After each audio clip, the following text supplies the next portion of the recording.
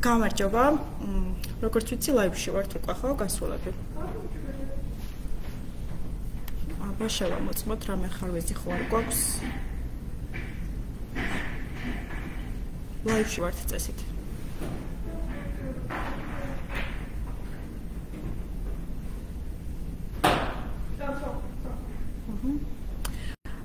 მოკლედ გავასწორეთ ტექნიკური ხარვეზები. მოგესალმებით ყველას. ვინც აქ ხართ მათაც და ვინც ონლაინ შემოგვიერთდება. იმედია რომ საინტერესო შეხვედრა გვექნება და ასევე წინასწარ შეგპირდებით რომ ძალიან დიდი და მოსაწყენი ვეცდები რომ არ იყოს ეს შეხვედრა. მოკლედ კვირეულის შესახებ ვიტყვი. ნარატივ დიზაინის კვირეული პრინციპში დასასრულს მიუახლოვდა, იმიტომ რომ დღეს არის ჩვენი ბოლო შეხვედრა. ორშაბათს 27 მარტს დაიწყო ნარატივ დიზაინის კვირეული და რამდენიმე ნარატივ დიზაინერმა, სხვადასხვა სპიკერმა ამ პროფესიის შესახებ თავისი მიმართულებით ისაუბრა. მათ შორის იყო როგორც ახალი პროექტის პრეზენტაცია, ასე ვთქვათ, რომელიც უნილაბის ნარატივ დიზაინის აქსელერაციის სტუდენტებმა შექმნეს, ასევე იყო საუბარი ჩეტბოტებსა და მენტალურ ჯანმრთელობას შორის და ასე შემდეგ. მოკლედ ძალიან საინტერესო სპიკერები გვყავდა და მინდა მადლობა გადავუხადო, რადგან დღეს დასკვნითი შეხვედრა გვაქვს მათ. და დღეს ვისაუბრებთ ჩეტბოტებზე, როგორც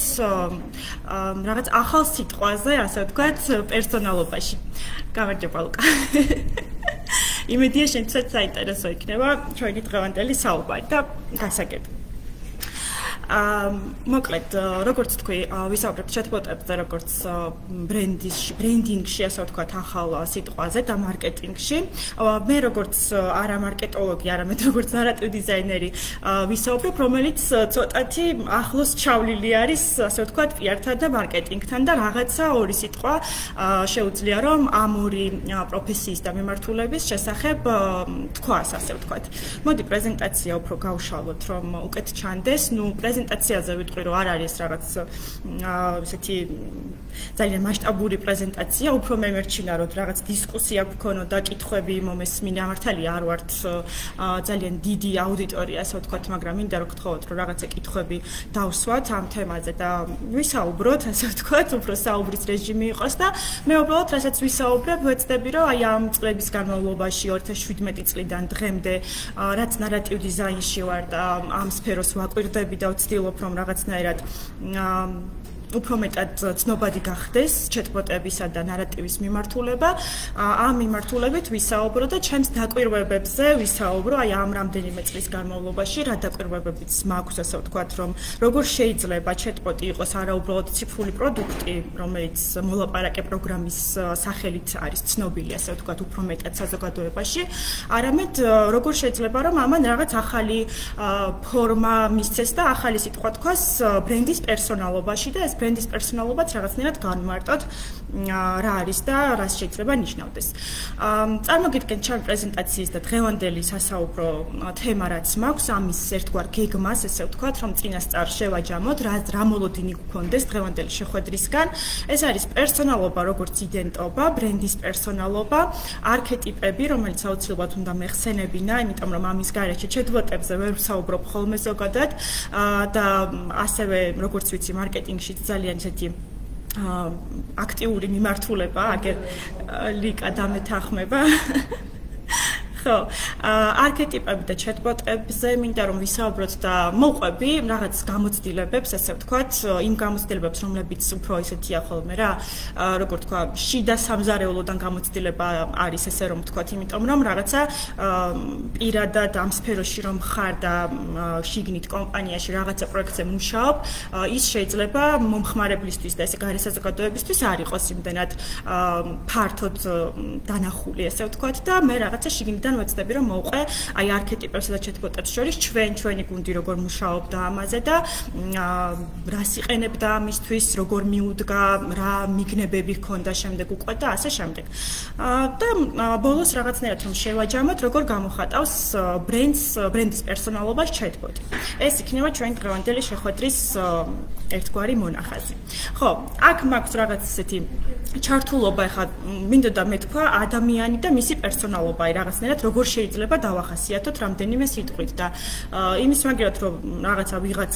შემთხვევითი ადამიანი გამომეტანა უცებ პრეზენტაციაში ცოტა მოვერიდე და ამიტომ მე ჩემი თავი ჩავსვი პირდაპირ და ხო ნუ აი ადამიანი რო ავიღოთ ესე ნებისმიერი თქვენგანი ნებისმიერი ჩემგანი ესე ვთქვათ და მისი პერსონალობა ხო აი როგორ ხასიათდება ხო აი რა შეიძლება იყოს ის პირველი შტრიხები როცა ადამიანის პერსონალობაზე ვსაუბრობთ და ეს არის პირველ რიგში სახელი ხო ესეა ნუ ადამიანების შემთხვევაში გვარიც გვაქვს და ნუ მოვიაზროთ რომ სახელი და გვარი ასაკი ყველას გვაქვს რაღაცა დაბადების თარიღი რომელთაც ჩვენი ასაკი ითვლება სქესი ასე ვთქვათ ყველას რაღაცნაირად გვაქვს განსაზღვრული ვიზუალი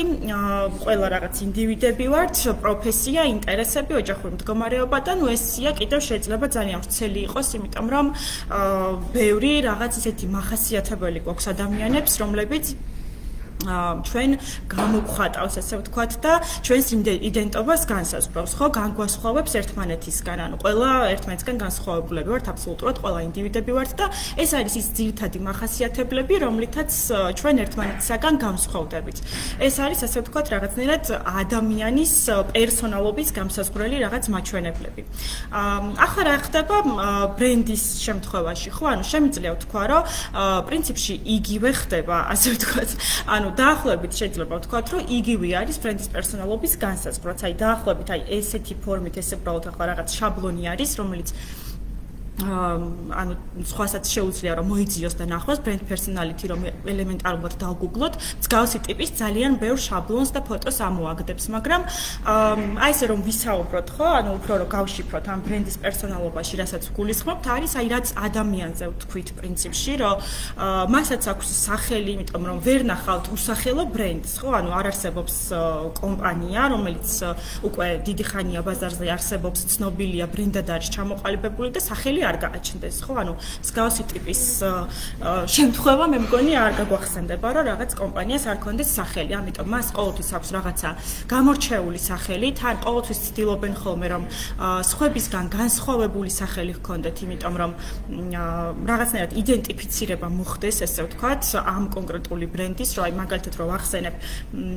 რაღაც ბრენდს არის უნილაბი, რომ ვთქვათ თუნდაც, ხო, უნილაბს რატომ ქვია უნილაბი და არა რაღაც სხვა მსგავსი არსებული სასწავლო ლაბორატორიის სახელი, იმიტომ რომ იყოს გამორჩეული, ხო, თავისი იდენტობა გააჩნდეს და რო ვიტყვით უნილაბი 10 ადამიანი თუ ზის, ის 10 ადამიანი მიხვდეს რაზე საუბრობ და ვიზე საუბრობ, ხო, ანუ რომ ეს არის უნილაბი ილიას უნივერსიტეტის კიბერლაბორატორია რომა და ასე შემდეგ, ხო, ანუ წახვალ ეგრევე იმ მიმართულებით, ანუ სახელი ძალიან მნიშვნელოვანი არის და როგორც ადამიანების შემთხვევაში ყველას გვაქვს სახელი და რაღაც უსახელოები არ ვართ არავინ, ასე არის ბრენდების შემთხვევაში სახელი ერთ-ერთი ყველაზე ესეთი მნიშვნელოვანი გამსაზღვრელი. ასევე ერთი საინტერესო ნაწილი რაც არის ხოლმე და რაც აი მეც ახლა გავდივარ ზუსტად ესე ოფიციალურად PR-ის და მარკეტინგის კურსს სიმართლე რომ გითხრათ და იქ კიდევ ძალიან ბევრი რაღაც სხვა თვალის დავინახე და აი ჩატბოტების მიმართულებით რა გამოცდილებაც დამიგროვა და ძალიან ბევრ ლექციას რომელსაც ახლა დღეს იმ მიმართულებით ჩემთვის ცოტა უფრო ახალი მიმართულებით გავდივარ პირდაპირ ვაკავშირებ ხოლმე ჩატბოტებთან აი ყოველი ლექცია არის ხოლმე რომ ეს ხო ჩატბოტებშიც ესეა ანუ აი ყველა ლექციაზე ესეთი დამოკიდებული მაქვს, იმიტომ რომ განსაკუთრებით აი ბრენდინგის ლექციებზე მქონდა, იმიტომ რომ მახსოვს, რომ აი ჩემი ლექტორი, რომელიც არის, რა ვიცი, 20 წელი მე მგონი უკვე ჩატბოტების უკაცრავად ბრენდინგის მიმართულებით სპეციალისტი და ძალიან დიდი გამოცდილებით და მცოდნე ადამიანი ამ სფეროში, რომ შემოვიდა პირველად ბრენდინგის ლექციაზე, ლექცია დაიწყო შემდეგი სიტყვებით, რომ ბრენდი არის, აი რომ იმ ბრენდის პერსონალობა არისო, როდესაც აი ეხლა რომ შემოვიდეს შენთვის ნაცნობი რომელიმე ბრენდი ადამიანი რო იყოს და კარებში რო შემოვიდესო შენ უნდა იცნო რომელი ბრენდიაო რა და ანუ ესე რომ დაიწყო ლექცია პირველი რაც გამახსენდა იყო მთელი ჩემი საქმიანობა ანუ ჩატბოტებთან დაკავშირებული იმიტომ რომ პირველი დღიდან აი 2017 წელი ვახსენე ხო ჩემი პირველი ნაბიჯი ესე ვთქვათ ჩატბოტებში და ნარატივ დიზაინში რაც მოხდა პირველივე დღიდან მე და ის გუნდი რომელთან ერთადაც მუშაობდი მაშინაც და პრინციპში შემდეგაც როდესაც მუშაობთ მაგაზე, რომ აი chatbot-ი იყოს ისეთი პერსონაჟი, ასე ვთქვათ, რომ აი მართლა რო გაცოცხლდეს და კარი გააღოს და შემოვიდეს, ანუ თავიდან ბოლომდე ჰქონდეს ყველანაირად პერსონალური მახასიათებლები, თავისი იდენტობა ჰქონდეს, რომ მიუხვდა, რომ ეს არის, ესე ვთქვათ, სახელი ქვია, რაღაცა ასაკი აქვს, რაღაც ინტერესები აქვს, რაღაც მოსწონს, რაღაც არ მოსწონს და მეგობრულია ან არამეგობრულია, პირიქით ცოტა უჟმურია და არ უყვარს ბევრი საუბარი, ძალიან სიტყვა ძუნწია თუ როგორია. ანუ რო დავინახავ, ჩემი გაკეთებული chatbot-ი გაცოცხლებული რო დავინახო, ეგრევე უნდა მიხვდა ის როგორი ტიპაჟი იქნებოდა, ასე ვთქვათ და ზუსტად მოკლედ, ანუ აი ბრენდინგის ლექციაზეც პირველი წინადადება ამით რომ დაიწყო, ძალიან რაღაცნაირად მენიშნა, ესე ვთქვათ და კიდევ უფრო ყურადღებით დავიწყე შემდეგ მოსმენა და რაღაც პარალელების გავლება, იმიტომ რომ ზუსტად როგორც შემდეგ უკვე ვისწავლეთ, ხო, აი ბრენდის პერსონალობა, როგორ იქმნება და ესე შემდეგ, ხო, აი რაღაც რო იწერება, როგორი უნდა იყოს, რა უნდა ერქვას, ვიზუალურად როგორ უნდა იყოს გამოხატული,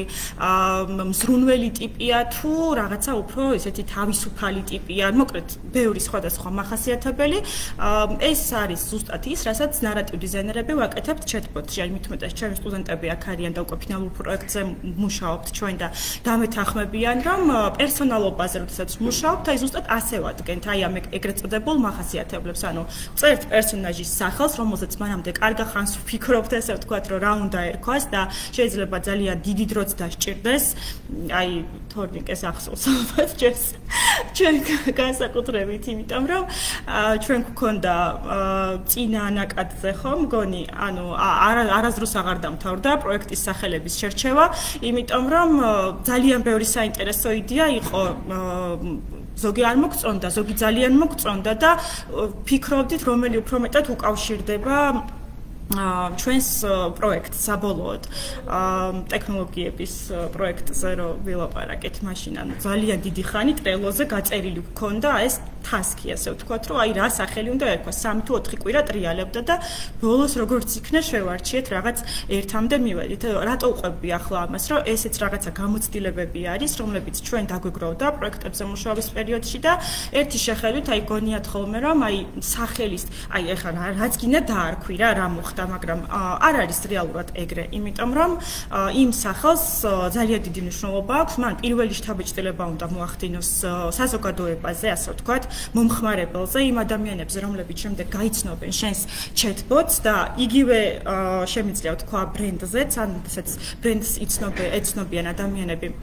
მათაც პირველი შთაბეჭდილება სახელით უნდა შეექმნათ, ამიტომ ძალიან დიდი მნიშვნელობა აქვს იმას, თუ რას დავარქმევთ და ამაზე მართლა სერიოზული დრო და რესურსები იხარჯება ხოლმე, იდეები, ფიქრი, გონებრივი რესურსი პირველ რიგში და ასე შემდეგ. კარგი, ეს რაც შეეხებოდა ბრენდის პერსონალობაზე, ასე ვთქვათ, ზოგადი შესავალი. აქ არის ცნობილი ბრენდები, ესე ვთქვათ, თავიანთი პერსონალობით, ხო აი რამდენიმე სხვადასხვა ბრენდი არის აქ მოცემული, თუმცა ნებისმიერი ცნობილი კომპანია და სახელი რომ ავიღოთ, არა აქ მოტანილი ამ სლაიდზე, არამედ ნებისმიერი, რაც ჩვენ თვითონ გაგვახსენდება, ყველას, ესე ვთქვათ, რაღაცა თავისი ის აქვს, ასე ვთქვათ, მიმართულება, ხო აი რაღაცა მაგალითად აი მანქანის ბრენდები რო ავიღოთ,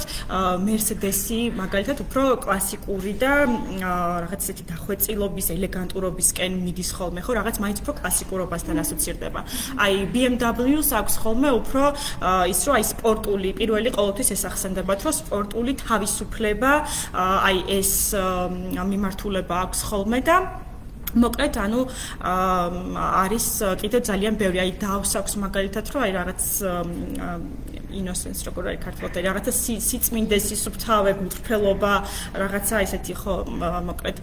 და ასე შემდეგ, ანუ ყველას აქვს რაღაცა თავისი აი ესეთი მთავარი პერსონალური მახასიათებელი, რომელიც შემდეგ კიდე ქვე რაღაც მახასიათებლებად იშლება და რეალურად რომ დავუკვირდეთ,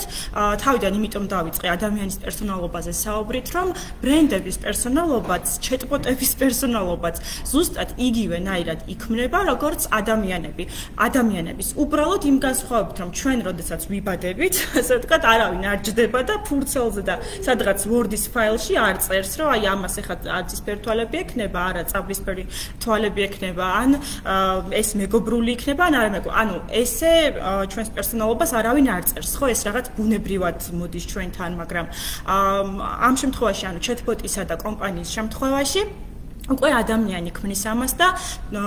თავისი ადამიანურ თვისებებს მიაწერს, ესე ვთქვათ, უკვე აი ამ ორ ცნებას, რაც არის ბრენდი და ჩვენს შემთხვევაში chatbot-ი. რაც შეეხება არქეტიპებს, ანუ როგორც თქვი, არქეტიპების გარეშე ვერ ჩავატარებდი დღევანდელ შეხვედრას, იმიტომ რომ ეს არის ყველაზე მნიშვნელოვანი, რასაც ნარატივ დიზაინი ეყრდნობა. გულწრფელად რო ვთქვა, არქეტიპების შესახებ გავიგე სწორედ ნარატივ დიზაინიდან, ანუ როდესაც სულ პირველად დავიწყე ამ სფეროს ახლოს გაცნობა, შესწავლა, ჩემი პირველ პროექტებზე მუშაობა და რაღაცნაირად მოსინჯვა, მოკლედ ყველანაირად საკუთარი ძალების ნარატივ დიზაინში, დავიწყეთ რაღაცნაირად აი არქეტიპებით და პირველად საერთოდ ეს არქეტიპების და იუნგი მქონდა გაქონილი მანამდე, მაგრამ ეს არქეტიპების შესწავლა სიღრმისეულად დავიწყე მაგ პერიოდში, იმიტომ რომ დაგჭირდა chatbot-ების შესაქმნელად ეს არქეტიპები. სულ არის მოკლედ იუნგია ყველამ ვიცით ალბათ რომ არის ძალიან ცნობილი ფსიქოლოგი, ფსიქოანალიტიკოსი, მკვლევარი ხო, რომელსაც უამრავი სხვა ტიპის ნაშრომიც აქვს დაწერილი, ეს მარტო არქეტიპებზე არ მუშაობდა, მაგრამ მისი ერთ-ერთი მიმართულება იყო ეს პიროვნული არქეტიპების შექმნა, რომელიც მარტივად ისეთ ჩვენებურ ენაზე, არა ძალიან მეცნიერულ ენაზე, არამედ ჩვენებურ ენაზე, რომ ვთქვათ, არის რაღაც საერთო ცნობიერი, ასე ვთქვათ, საერთო მახასიათებელი ადამიანებისა, რომლებიც არის დაჯგუფებული რაღაც თვისებებად და ამ თვისებების ქვეშ აერთიანებს სხვადასხვა ადამიანის ჯგუფს. მაგალითად, ვიღაც ჯგუფი, მაგალითად 20 ადამიანი პირობითად რომ ავიღოთ, შეიძლება უფრო მეტად იყოს მზრუნველი ტიპაჟი, ხო? ვიღაც უფრო იყოს რაღაც მეამბოხე ტიპაჟი, ვიღაც საერთოდ არ იყოს მეამბოხი, ამიტომ რაღაცა სხვა არქეტიპი უნდა გქონდეს. ვიღაცა უფრო შემოქმედი კრეატიული ტიპი არის და მუდმივად რაღაც სიახლეებისკენ, შემოქმედებისკენ მიდის და სულ რაღაც ახლის ძიებისა და შექმნის პროცესში არის, იმიტომ რომ შემოქმედის არქეტიპის ქვეშ ერთიანდება. ვიღაც არის უფრო ესეთი სტაბილური, რეგულარული ტიპი, ასე ვთქვათ, რომელიც უფრო სტაბილურობას ანიჭებს უპირატესობას და მუდმივად რაღაც სიახლეების და თავგადასავლების ძიებაში ნაკლებად არის განსხვავებით შემოქმედი ტიპებისაგან. არიან ვიღაცები, ვისგანაც ყოველთვის მოველით, რომ აი ცუდ ხასიათზეც რომ იყოს, რაიმე იუმორის სტილს მაინც იტყვის, ანუ ადამიანები, რომლებიც ძირთადად სულ გამხიარულებენ ხოლმე, ალბათ ყველას ყავს სანაცნობოში მსგავსი ადამიანი და აი მათ შეიძლება ვთქვათ, რომ აი რაღაცა მხიარულის არქეტიპი მივანიჭოთ, ხო და ასე შემდეგ, მოკლედ სულ გამოყო 12 ძირითადი არქეტიპი კარლ იუნგმა და გითხრა რომ აი ადამიანების ჯგუფები ძირითადად აი ამ 12 ტიპაჟად იყოფა. მართალია მე ესენიც ჩაშალა და რაღაც ცოტა სიღრმეებში წავიდა, მაგრამ ჩვენ ესეთ ძალიან ჩაშლა აქეთ ნარატივის კუთხით თუ ვიმსჯელებთ, დიდად არ გვაინტერესებს ხოლმე. ანუ ჩვენ ძალიან ესე სიღრმისეულად ფსიქოლოგიაში აღარ ვიჭრებით. ეს 12-იც ესე ვთქვათ, ჩვენთვის საკმარისია იმისთვის, რომ შემდეგ ჩვენი chatbot-ი ამის მიხედვით ავაწყოთ და თუ როგორ ვაწყობთ ხოლმე ამ გამოცდილებასაც გაგიზიარებთ. ხო, ну აქ არის უბრალოდ მაგალითი იმისა, რომ ყველა ბრენდს რაღაცნაირად თავისი არქეტიპი აქვს, მაგალითად Jeep-ის ბრენდის ქვეშ გაერთიანებული კომპანია არის უფრო რაღაც მკვლევარი, მაძიებელი ტიპი. Disney თავისთავად რაღაც ჯადოქრობასთან ასოცირდება, Nike ყოველთვის რაღაც გმირთან ასოცირდება, Chanel-ი მაგალითად ესეთი ცნობილი მოდის ბრენდი, უფრო ასოცირდება რაღაცა სიყვარულთან, რომანტიკულ არქეტიპთან და ასე შემდეგ და ასე შემდეგ, მოკლედ, ანუ ეს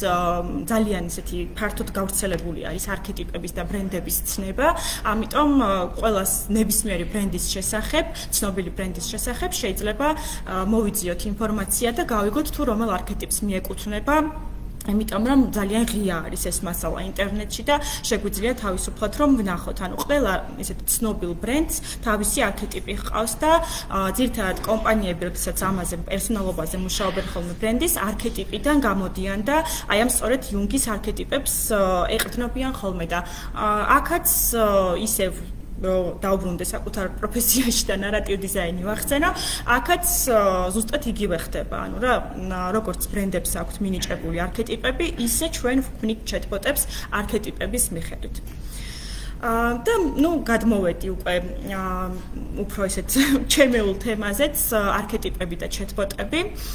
როგორც თქვი, ჩატბოტის არქეტიპი ზუსტად იგივე პრინციპით იქმნება როგორც ბრენდის. როდესაც ბრენდს აქვს უკვე განსაზღვრული პერსონალობა, ხო, აი მაგალითად ჩვენ ვიწყებთ მუშაობას რაიმე პროექტზე, რომელიც დაგვეკვეთა კომპანიამ, ხო, აი რაღაც ისე მაგალითი რო ავიღოთ ერთ-ერთი და იმის საფუძველზე რომ განვიხილოთ, მოვიდა ჩვენთან კომპანია, რომელიც უკვე დიდი ხანია დაუშვათ ბაზარზეა, აქვს რაღაცა თავისი მახასიათებლები, რაღაც ისეთი თვისებები აქვს მინიჭებული, რომლითაც თავისი მომხმარებელი კარგად იცნობს და ნუ ახლა უნდა ჩატბოტის გაკეთება და გვეუბნება რომ აი თქვენ ნარატივ დიზაინერები ხართ და შევქმნათ ერთ-ერთ ჩატბოტი ჩვენი კომპანიისთვის. ხო, ამ შემთხვევაში რა უნდა გავითვალისწინოთ? ამ შემთხვევაში ჩვენ არ ვიწყებთ ხოლმე ახლიდან რაღაც ახალი ველოსიპედის გამოგონებას, მოკლედ როგორც იტყვიან რა. თუ უკვე ისეთი ბრენდი მოდის ნარატივ დიზაინერების გუნდთან, რომელსაც მკვეთრად აქვს განსაზღვრული თავისი პერსონალობა, ამაზე მის გუნდს, ასე ვთქვათ, კარგად აქვს ნამუშევარი, კრეატიულ გუნდს, მარკეტინგის გუნდს და ორივეს ერთად და ასე შემდეგ. ნაფიქრი აქვს უკვე და შექმნილი აქვს ეს პერსონალობა და ხალხიც ამ პერსონალობით როცა ბრენდს იცნობს, ნარატივ დიზაინერი მივიდეს შემდეგ კომპანიასთან და უთხრას რომ იცით რა, კი კარგია თქვენი პერსონალობა, მაგრამ მე ახლა ჩატბოტს შეგიქმნით, რომელსაც რაღაც სრულიად სხვა პერსონალობა ექნება. ეს არის პირდაპირ რომ თქვა დიდი შეცდომა ნარატივ დიზაინერის მხრიდან, იმიტომ რომ ამ დროს ძალიან სარისკოა, რა თქმა უნდა, შეიძლება დავუშვათ დაშვების დონეზე, ასე ვთქვათ, რომ გავაკეთოთ რაღაც ექსპერიმენტი და გავაკეთოთ მსგავსი ტიპის ჩატბოტის სრულიად სხვა ბრენდს მოწყვეტილი პერსონალობით, ასე ვთქვათ, მაგრამ შეიძლება ვერც მიიღოს იმ მომხმარებელმა ან პროტესტის გრძნობა გაუჩნდეს, იმიტომ რომ ის უკვე სხვანაირად იცნობს ამ ბრენდს, იმას უკვე სხვანაირი მოლოდინები აქვს ამ ბრენდისგან და შენ ვისაც ჩატბოტს სთავაზობ კიდევ სრულიად ახალი ხედვებით, ახალი პერსონალობით, ეს არ იქნება მომგებიანი და შეიძლება რაღაც პროტესტიც გამოიწვიოს, როგორც თქვი, მომხმარებლის მხრიდან. ამიტომ რომ შევაჯამოთ, ახლა ძალიან სიტყვა რო არ გამიგრძელდეს ამ ერთ თემაზე, როდესაც მოდის ჩვენთან ბრენდი, რომელსაც უკვე მკვეთრად აქვს განსაზღვრული თავისი პრინციპები, თავისი ხედვები, ღირებულებები, რა ღირებულებებს ეფუძნება და რა ღირებულებების გატარება სურს მომხმარებელში, ხო? არ არის საჭირო ამ დროს ნარატივ დიზაინერის მხრიდან რაღაც ისეთი განსაკუთრებული ახლის მოგონება, პირიქით, უფრო პროფესიონალური მიდგომა, ასე ვთქვათ, რომ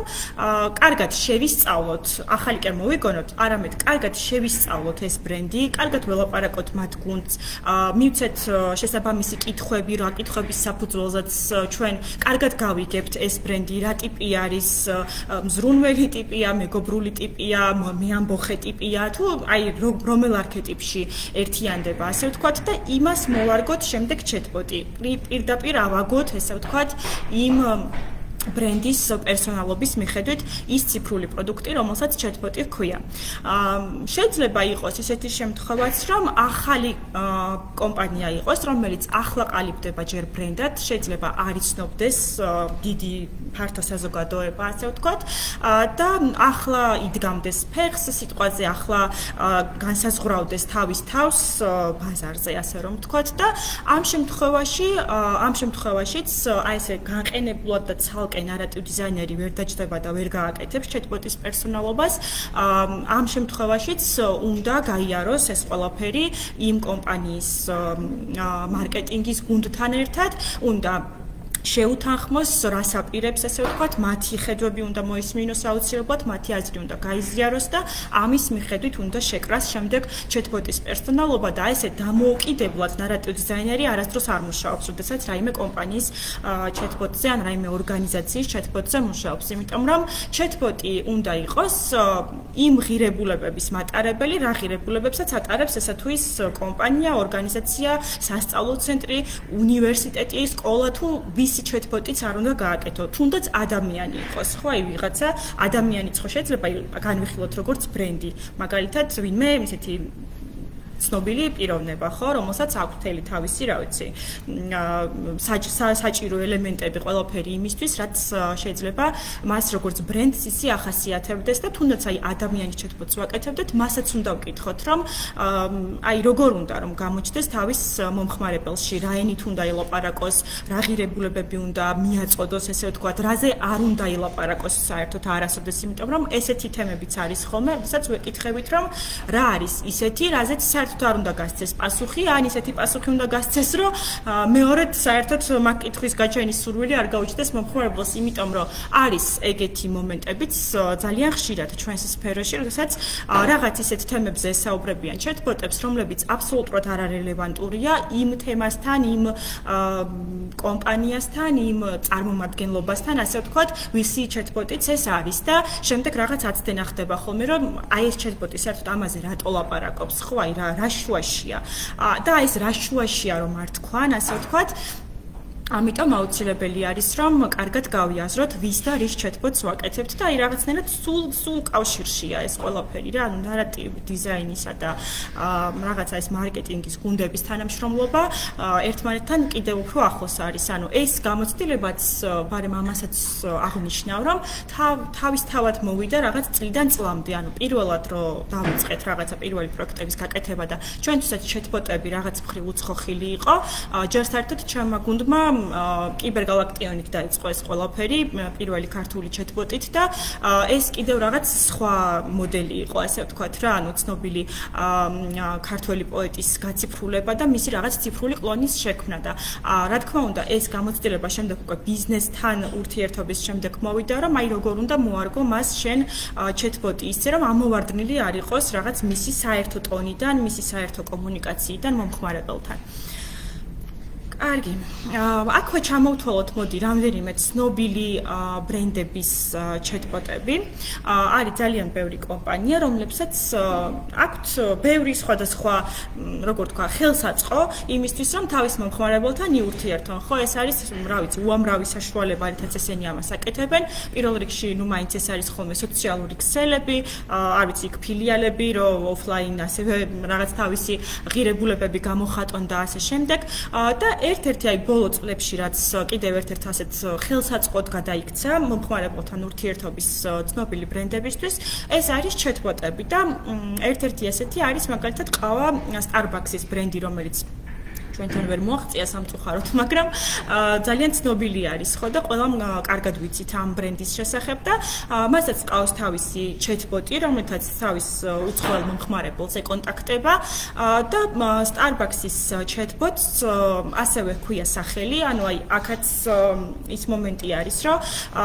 სახელი დაარქვეს, ანუ პირდაპირ ეს Starbucks-ის ბოტი, ესე არ ქვია რა, ანუ იმ chatbot-ზეც რომ დაიწყეს მუშაობა, იმაზეც იფიქრეს, რომ აი ამას კიდე რა დავარ ვთქვათ, რომ რაღაცით ამას კიდევ თავისი პერსონალობა შევძინოთ, ოღონდ ისეთი პერსონალობა, რომ თან რაღაცნაირად ახლოს იყოს იმ ჩვენს მთლიან საერთო ღირებულებებთან, რაც ამ Starbucks-ს აქვს და ნუ დაარქვეს ბარისტა, რომელიც ასოცირდება ყავასთან, რომელიც ასოცირდება რაღაც სასმელთან,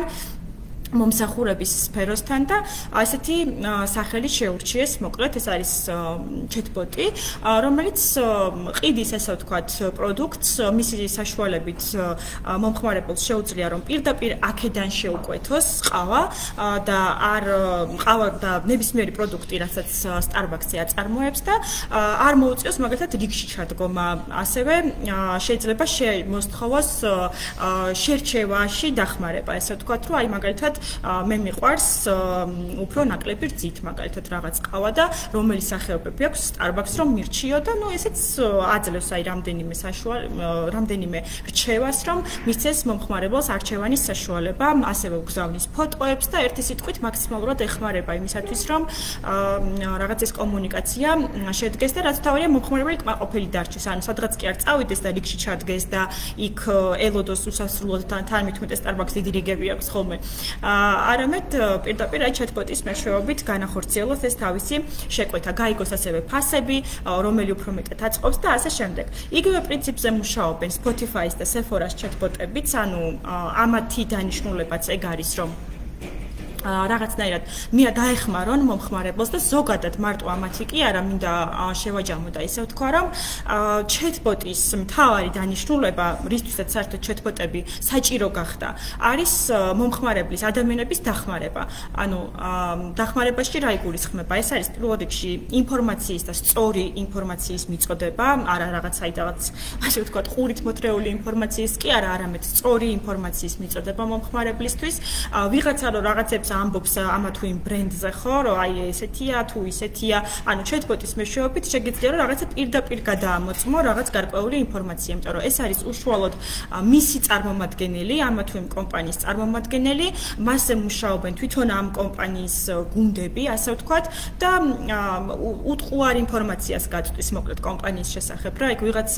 Facebook-ში რო წერთ ხო, აი მაგალითად ძალიან ისეთია გავრცელებული პრაქტიკა არის ეს, რომ ბევრი ჯგუფი არსებობს და შეიძლება დაუპოსტოთ, რომ აი მაგალითად საიდან გამოვიწერო სუნამო. პირობითად რომ ავიღოთ ეს მაგალითი და ნუ უამრავ აზრს მოვისმენთ, ხო, მაგრამ ამ აზრს ვისმენთ ძირითადად უცხო ადამიანებისგან, Facebook რიგითი მომხმარებლებისგან, რომლებსაც ნუ არ ვიცით, რამდენად იციან ჩვენი გემოვნება, არაფერი არ ვიცით რეალურად. უბრალოდ ვურჩევთ ჩვენი გემოვნებით ამ რაღაცებს და რეალურად არ ვიცით, ხო, მოკლედ გაამართლებს ეს რჩევა თუ არ გაამართლებს. ამ შემთხვევაში ანუ კომპანიაც უცე ყავს თავისი chatbot-ი, იმით არის ხოლმე კარგი, რომ ის რაღაცნაირად პირდაპირ გეუბნება, გიყვება თავისი პროდუქციის შესახებ, გიყვება თავისი შეიძლება რაღაც პროდუქცია არ ქონდეს, მაგრამ მომსახურება ქონდეს რაიმე ხო, სასტუმრო იყოს მაგალითად და რაღაც ამ სერვისს გთავაზობდეს და გიყვება თავისი გამოცდილების შესახებ, თავისი რაღაც ისტორიის შესახებ გიყვება, შეუძლია პირდაპირ გაგილაგოს, ესე ვთქვათ, მაგალითებად, რა კარგი გამოცდილებები აქვთ მათთან მომხმარებლებს, რა უპირატესობებს გთავაზობს და ასე შემდეგ. კი, შეიძლება გაგიჩნდეთ კითხვა რა, ნუ ცუცხო არავინ არ ჩაწერს ახლა შიგნით და რაღაცა ამ შემთხვევაში, მაგრამ ამით უბრალოდ თქმა მინდა რომ უტყუარ რაღაც ინფორმაციას გაწვდის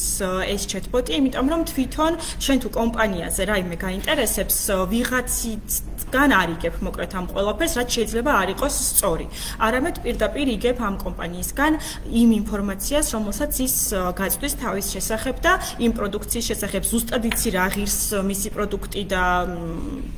არა რაღაც ვარაუდის დონეზე, ზუსტად იცი რა შემადგენლობით კეთდება და ასევე არა ვარაუდის დონეზე და ასე შემდეგ და ასე შემდეგ. მოკლედ ყველანაირი ინფორმაცია, რაც შეიძლება ამა თუ იმ კომპანიის სერვისის ან პროდუქტის შესახებ გაინტერესებდეს, შეგვიძლია რომ chatbot-ით ეს ინფორმაცია მარტივად მივიღოთ.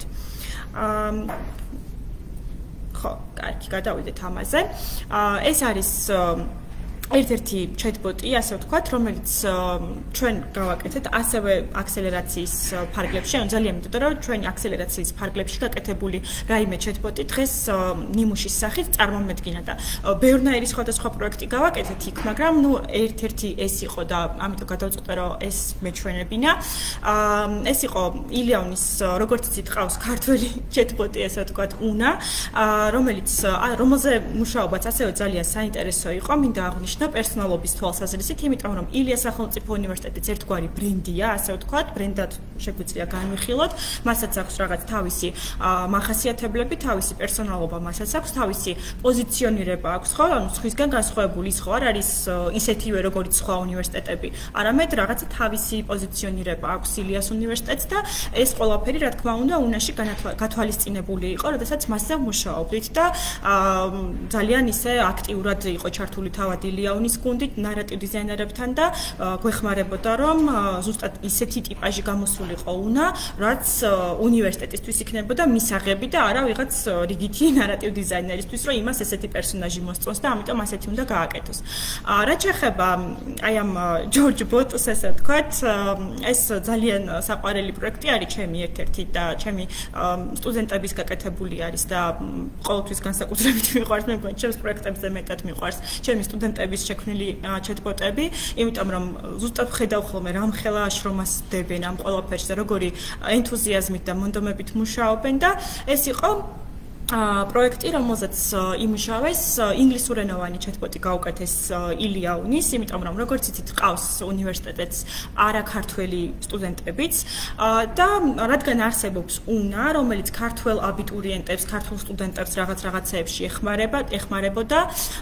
ну, აქვე ვიტყვი, რომ დღეს იმდენად აქტუალური აღარ არის, მაგრამ როცა იყო პირველი რამდენიმე წელი უნა, მაშინ ძალიან აქტუალური იყო.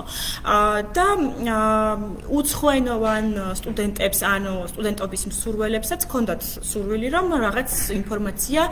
ჩატბოტის სახით მიეღოთ. ამიტომ გაკეთდა ასეთი ტიპის პროექტი, რომელსაც ესე ვთქვათ, დაერქვა ჯორჯ ბოტი. ეს არის ასე ვთქვათ, მამრობითი სქესის ჩატბოტი. ესეც შემთხვევითაა, ესე უბრალოდ არ მიგვინიჭებია ეს სქესი, იმიტომ რომ გადავწყვეტ, რომ რადგან უნა უკვე არსებობდა და იყო გოგო ჩატბოტი, ესე ვთქვათ, ილიაუნისი, რაღაცა ეს გენდერული ბალანსი თუ რაღაც ამდაგვარი და დაგვეცვა და ყოფილიყო მეორე ჩატბოტი, ინგლისურენოვანი, მაგრამ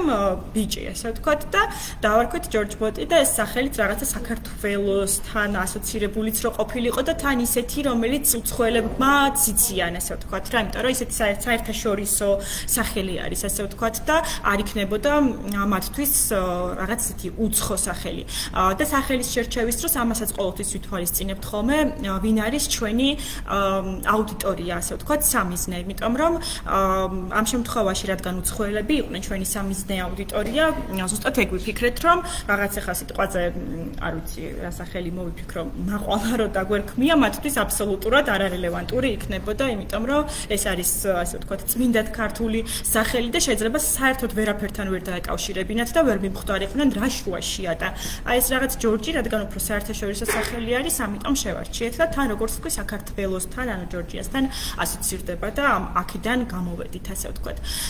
კიდევ ამ ჩატბოტის შექმნისას, რაც გავითვალისწინეთ, ასე ვთქვათ, იყო რა თქმა უნდა ისევ და ისევ ილიაუნის ღირებულებები, ის რომ ცოტა ისეთი აკადემიური ტიპაჟი უნდა ყოფილიყო, ცოტა თავისუფალი და მეგობრულიც, ესე ვთქვათ, იმიტომ რომ ილიაუნის აქვს ეს პოზიციონირება, რომ თავისუფალი უნივერსიტეტია, არ არის რაღაც ისეთი ძალიან ჩარჩოებსა და შეზღუდვებში მოქცეული და ასევე უნდა ყოფილიყო მეგობრული, უშუალო, შენობით უნდა მიემართა, ასე ვთქვათ, მომხმარებლისთვის და არ უნდა ყოფილიყო რა დაძაბული მასთან კომუნიკაციაში, მაგრამ ამავდროულად ყოფილიყო მაინც აკადემიური, როგორც თქვი და რაღაცეთი ტერმინები არ უნდა გამოეყენებინა, მოკლედ, რაც მთლად უნივერსიტეტის სივრცეს არ შეესაბამება. მოკლედ, ეს არის ერთ-ერთი პროექტი, რომელსაც როგორც თქვი სტუდენტებმა იმუშავეს და ამიტომ არის ჩემთვის რაღაც განსაკუთრებული. და ასევე, როდესაც პერსონალობაზე ვსაუბრობ, აუცილებლად უნდა ვახსენო, ჩემი ერთ-ერთი ახლა დღევანდელი გადმოსახლებიდან უკვე ცოტა მოძველებული პროექტი, ანუ დიდი ხნის წინ იყო რა, 2019 წელს იყო მგონი, მაგრამ ნუ პრინციპში ძალიან დიდი ხნის წინაც არა, რამდენიმე წლის წინ. მაგრამ იყო ძალიან საინტერესო სამუშაო პერსონალობის თვალსაზრისით, რადგან დღეს ბრენდებსა და პერსონალობაზე ვსაუბრობთ, სანტას გარეშე ვერ ჩაივლიდა ეს ამბავი, იმიტომ რომ ეს იყო East Point-ის დაკვეთილი პროექტი, ასე ვთქვათ. East Point-ი ყველამ ვიცით ხო, ანუ რაღაც ესეთი პატარა ქალაქი არის ჩვენთან, სადაც ძალიან ბევრი სავაჭრო ცენტრია, რაღაცა სულ მხიარულება, გასართობი ცენტრებიც არის იქ და მოკლედ მივდივართ და თან შოპინგობთ, თან ვერთობით, თან შეგვიძლია იქვე სადმე შევიდეთ, დავსხდეთ მეგობრებთან ან ოჯახთან ერთად, მოკლედ ყველაფერი ერთ სივრცეშია, საკმაოდ დიდ ფართობზე და რაღაც მხიარულებასთან ასოცირდება და ასე შემდეგ და დადებით ემოციებთან. და ქონდა East Point სახალხო სახალხო კამპანია ჰქონდა, რომელსაც ერქვა გჯერა არ გჯერა, ასეთი ტიპის სახალხო კამპანია და ამ გჯერა არ გჯერას ფარგლებში ბევრი სხვადასხვა საინტერესო აქტივობა იყო დაგეგმილი.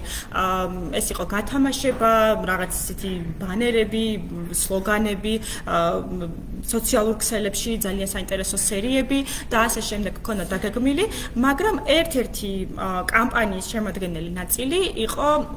აი ეს ციფრული პროდუქტი, chatbot ჩატბოტი, რომელიც მე და ჩემმა გუნდმა გავუკეთეთ მაშინ და გავითვალისწინეთ აბსოლუტურად ყველაფერი, ასე ვთქვათ, რაც ერთი მხრივ გვითხრა EastPoint-მა, როგორც ბრენდმა, იმიტომ რომ მას ჰქონდა რაღაც თავისი ხედვები, თუ როგორი უნდა ყოფილიყო, როგორი წარმოედგინა თავისი ჩატბოტი და ამიტომ რა თქმა უნდა ჩვენც შევთავაზეთ, როგორც ნარატიულად, ასე ვთქვათ, გამოცდილმა გუნდმა ჩვენი ხედვები, მაგრამ აუცილებლად გავითვალისწინეთ თავად EastPoint-ის ხედვები, იმიტომ რომ პირველ რიგში, როდესაც კომპანიისთვის ჩატბოტს ვქმნით, უნდა გავითვალისწინოთ კომპანია რას გვეუბნება, მას რა მოლოდინი აქვს ჩვენგან და შემდეგ ჩვენ უკვე ჩვენი გადმოსახედიდან შეგვიძლია რომ ვურჩიოთ რაღაცეები. კი, აქვე ვიტყვი რომ არის ხოლმე შემთხვევები, როდესაც რაღაცეებში შეიძლება აცდენა იყოს კომპანიასა და ნარატივის გუნდს შორის. ჩვენ შეიძლება ჩვენი გამოცდილებით, რაც ჩატბოტებს ვუყურებთ, ვქმნით, ვაკვირდებით, ესე ვთქვათ, შეიძლება ვუთხრათ, რომ იცით რა, შეიძლება იდეა კარგია, რასაც გვთავაზობთ, მაგრამ აი ჩატბოტებში ეგ-ეგრე არ მუშაობს.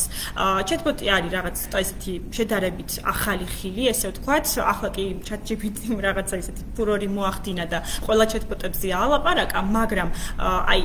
სანტას შემთხვევაში არ იყო ნამდვილად მაშინ გავრცელებული საქართველოში ასეთ დონეზე და იყო ანუ რაღაცა ესეთი მომენტები, არა მარტო ამ კომპანიასთან არამედ ზოგადად ვამბობ რა ნებისმიერ თან ვისთანაც მაგ პერიოდში გვიწევდა ურთიერთობა რომ რაღაცეებზე შეიძლება ჩვენ მიგვეცა რჩევა რომ ასე ჯობია თუმცა კიდევ უბრუნდები იმას რომ რასაც თვითონ კომპანია გვეუბნებოდა აუცილებლად იმასაც ვითვალისწინებდით და რატომ ვითვალისწინებდით ხო ანუ ჩვენი დღევანდელი შეხვედრის თემა რაც არის რომ ბრენდის აზრის გათვალისწინება და მისი აი ამ რაღაც პერსონალობის გათვალისწინება რომელიც მას უკვე შექმნილი აქვს არის ძალიან მნიშვნელოვანი და ჩვენ ყოველთვის უნდა გავითვალისწინოთ. რაც შეეხება სანტას ხო ეს გამოცდილება რომ გავაზიარო აქ შეიქმნა მოკლედ ჩატბოტი რომელიც პირდაპირ ნამდვილი სანტა-კლაუსის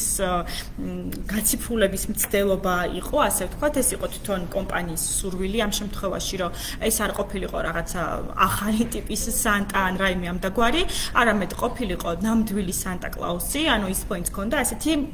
ხედვა იმ წელს რომ ჩვენ გვინდა რომ ჩვენი მეშვეობით მომხმარებელი ელაპარაკებოდეს სანტას. ნუ მართალია ეს იქნება რაღაც ასე ვთქვათ, გადატანითი მნიშვნელობით სანტასთან საუბარი, იმიტომ რომ რეალურ სანტასთან საუბარი, რა თქმა უნდა, ყველანაირ ძალებს აღემატებოდა რომ გაგვეკეთებინა, მაგრამ რაღაც აი ეს რაღაც მაგიურობის, ჯადოქრობის შემოტანა უნდა და წინა საახალწლოდ. და მოკლედ შევქმენით, როგორ შევქმენით ახლა ეს ამბავი, რომ დაიწერა პერსონალობა, ეს იყო რამდენიმე გვერდიანი, არა რაღაცა პატარა მონახაზი, როგორც აიხა წეღან ჩემს შემთხვევაში რაც მეწერა ხო, სახელი, ინტერესები და ასე შემდეგ. არამედ ეს იყო რამდენიმე გვერდიანი მართლა Word-ის ფაილად რო წარმოვიდგინოთ, რამდენიმე გვერდი ოჯახური მდგომარეობით დაწყებული, მოკლედ ირმების რაოდენობით, მათი სახელებით, რას ჭამს სანტა, დილით რო იღვიძებს, რა აცვია, სულ პირველი სანტა რო შეიქმნა, იმას როგორ ტანსაცმელი ეცვა,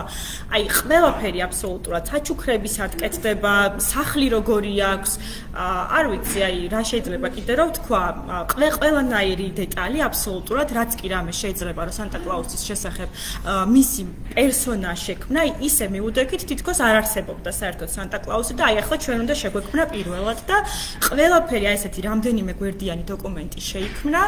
რომლის საფუძველზეც რა თქმა უნდა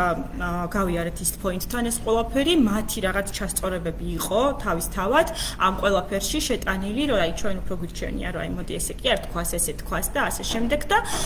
ამის შემდეგ დაიწყო უკვე აი ამ გამოცდილებაზე დაფუძნებით დაიწყო უკვე შემდეგ პროექტზე მუშაობა და საბოლოოდ მინდა ვთქვა რომ ძალიან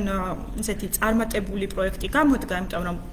ერთ-ერთი ანუ მე რაღაც სტატისტიკებს ვაკეთებთ ხოლმე უკვე პროექტი რომ დამთავრდება ყოველთვის ვუყურებთ ხოლმე რა შედეგი გვაქვს ანუ რა მაჩვენებელი გვაქვს მომხმარებელთა რა რაოდენობა გვყავს რამდენად ბევრი ესაუბრა რამდენად დიდი ხანი იყო საუბრის ხანგრძლივობა ასე ვთქვათ და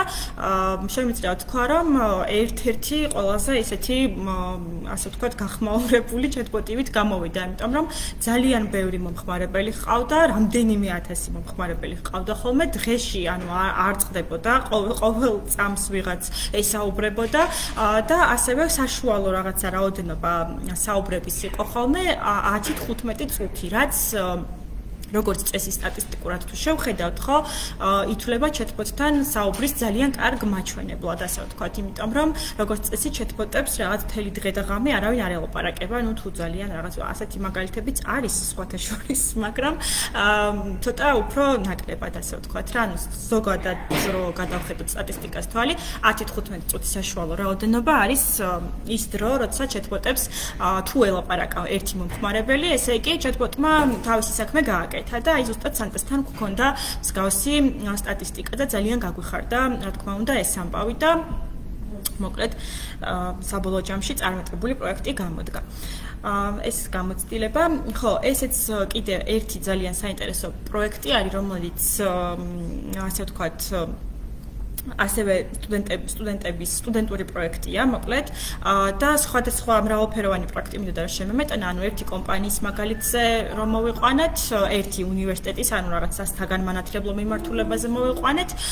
და ერთი რაღაც ლიტერატურიდანაც მინდოდა და ამოვიღე ეს პროექტი, რომ გადავხედე ჩვენი პროექტების არქივს, იმიტომ რომ რაღაც კიბერგალაქტიონზე და ასე შემდეგ უკვე ძალიან ბევრი გვაქვს, შეიძლება ითქვას ნასაუბრები, არ ვიცი, შეიძლება ვიღაცისთვის პირველია ეს ჩვენი დღევანდელი შეხვედრა, მაგრამ ზოგადად კიბერგალაქტიონზე ბევრი გვაქვს ნალაპარაკები ძალიან და ეს საუბრები და ინტერვიუები და ასე შემდეგ შეგიძლიათ ისედაც ნახოთ, ხო, და ამიტომ რაღაც დღეს მინდოდა რომ და ისეთი პროექტებზე მესაუბრა, რომლებიც ნაკლებად არის გახმაურებული. ეს არის იგის chatbot-ი, რომელიც ასევე როგორც თქვი სტუდენტური პროექტი არის და ჩვენი ნარატივის კურსის სტუდენტებმა შექმნეს თავის დროზე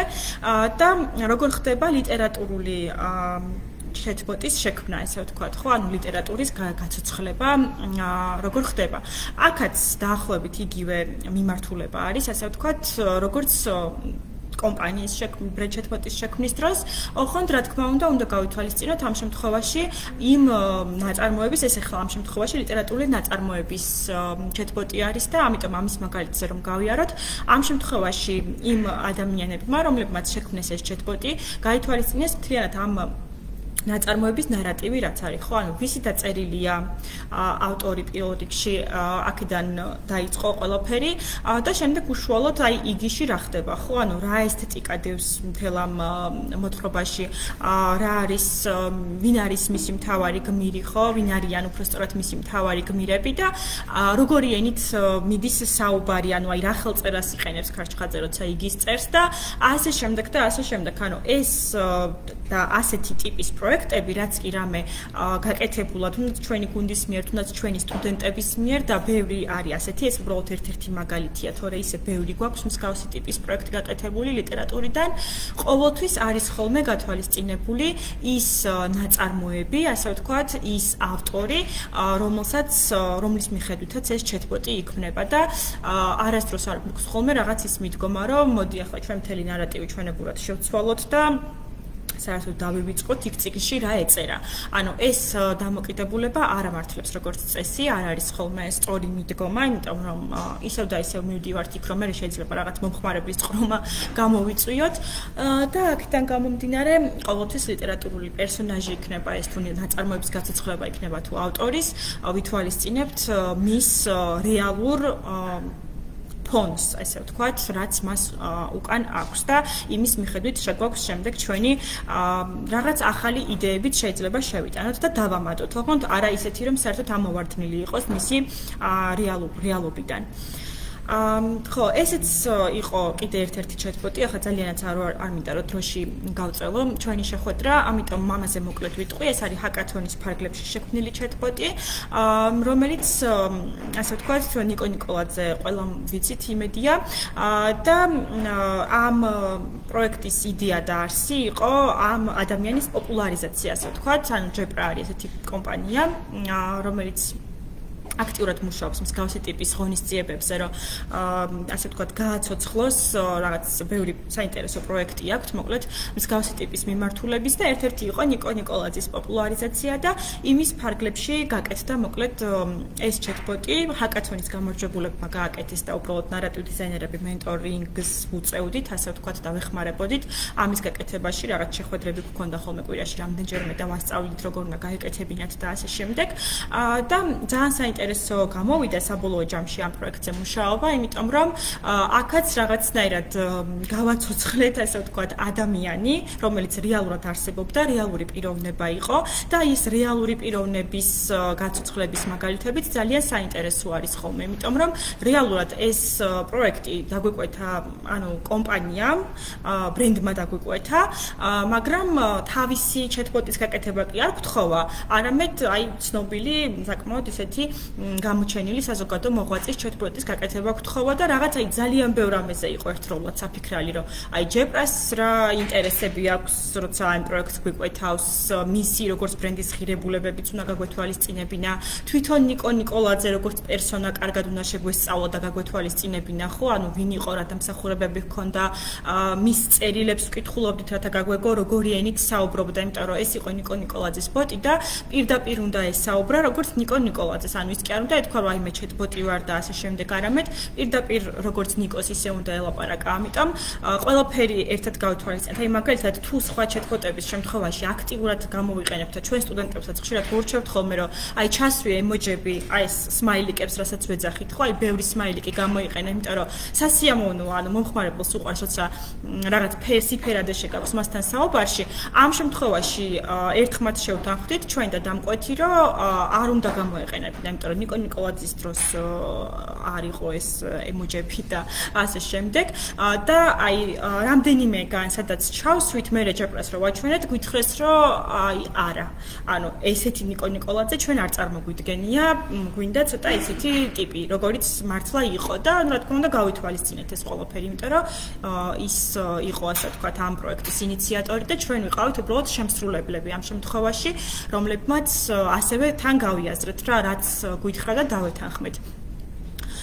მოკლედ ესეც ნიკოს შესახებ, რაღაცა მოკლედ რო გავიაროთ და შეგვიძლია შევაჯამოთ რაღაცნაირად უკვე შეხვეთ რა ძალიანაც რო არ იყოს მოსაწყენი ჩვენი საუბარი და მე რა ვიცი კითხვებიც თუ გექნებათ ეს კითხვები დავსვათ ან უბრალოდ რაღაც აზრის გამოთქმის სურვილი თუ გექნებათ ძალიან სასიამოვნო იქნება. როგორ გამოხატავს მოკლედ ბრენდს chatbot-ი, არ აქვს მნიშვნელობა ეს ბრენდი რა იქნება კიდევ ერთხელ მინდა რომ ხაზი გავუსვა, ეს იქნება რაღაცა კერძო კომპანია, სახელმწიფო უნივერსიტეტი იქნება თუ კერძო უნივერსიტეტი იქნება, რაღაცა შედარებით პატარა ზომის სასწავლო დაწესებულება იქნება, კომპანია იქნება, ვინმე პიროვნება იქნება, რომელიც ასე ვთქვათ ცნობადობაზე მუშაობს თუ სხვა და სხვა, ანუ ნებისმიერი ბრენდი, აი რა ჭრილშიც ბრენდს განვიხილავთ chatbot-ის მეშვეობით, ანუ ძალიან ბევრი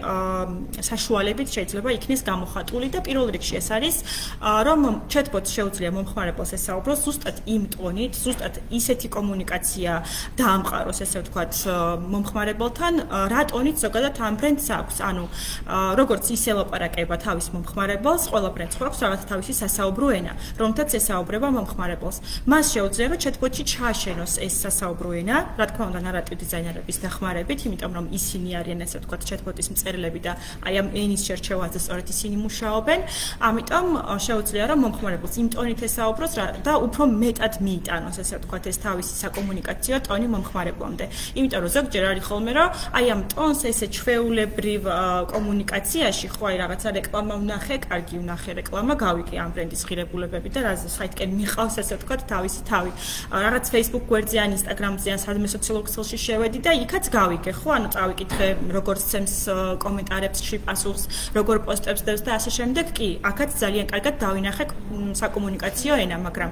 chatbot-ი უბრალოდ რადგან უფრო აი რაღაც მოსაუბრე პროგრამაა, რომელიც პირდაპირ შემოდის შენთან ინტერაქციაში და სტატიკური არასდროს არ არის, ესე ვთქვათ, ინტერაქციულია, აი ამ ტონს ყოველთვის რაღაც განსაკუთრებულად გამოხატავს ხოლმე და როგორც თან პიროვნება, ისე გელაპარაკება და ამიტომ რაღაცნაირად იჭერ მასში ისეთ განწყობას, ისეთ სიტყვებს, ისეთ ფრაზეოლოგებს იჭერ, რომლებიც ამ ბრენდისთვის არის დამახასიათებელი. ასევე კარგი არის, ასე ვთქვათ, იმ კუთხით, რომ 24/7-ზე შეუძლია იყოს ხაზზე. ანუ მე თუ ვარ მაგალითად რაღაც კომპანია, რომელსაც ჩემი chatbot-ი მაქვს, მე არ ვინერვიულებ იმაზე და შემიძლია ღამე მშვიდად დავიცინო, ასე ვთქვათ, იმიტომ რომ თუ არის ჩემი მომხმარებლებიდან რაღაცა ჯგუფი, რომლებსაც მაგალითად ინსომნია აწუხებს და ღამის 3 საათზე რაღაც გაახსენდა, რომ რაღაც საქმე აქვს, ესე ვთქვათ, ჩემს კომპანიასთან, ან რაღაცის ფასი აინტერესებს, ან რაღაც მისამართი აინტერესებს, ან პროდუქტის შესახებ რაიმე ინფორმაცია აინტერესებს, ხო? შეუძლია რომ chatbot-ს გაესაუბროს და ესე ვთქვათ, მიიღოს მისგან ნებისმიერ დროს ინფორმაცია და ესეც რაღაცნაირად მოკლედ ეხმარება კიდევ ერთხელ ბრენდს იმაში, რომ მუდმივად რაღაც მომხმარებლის პულსზე ეჭიროს ხელი და არ გაექცეს არსად მომხმარებელი და არ ელოდოს გათენებას და ადმინის გაღვიძებას და ასე შემდეგ. შემდეგ არის უკვე ის, რომ